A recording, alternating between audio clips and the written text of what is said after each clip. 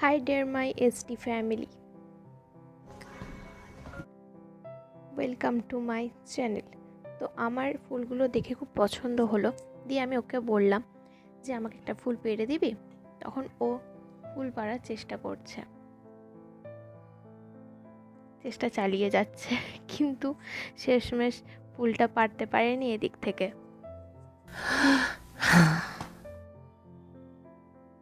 তারপর ও এমনভাবে গাছের ডাল নিয়ে টানাটানি শুরু করেছে।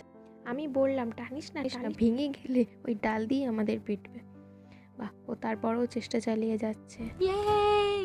শেষমেশ ফুলটা আমাকে এনে দিল।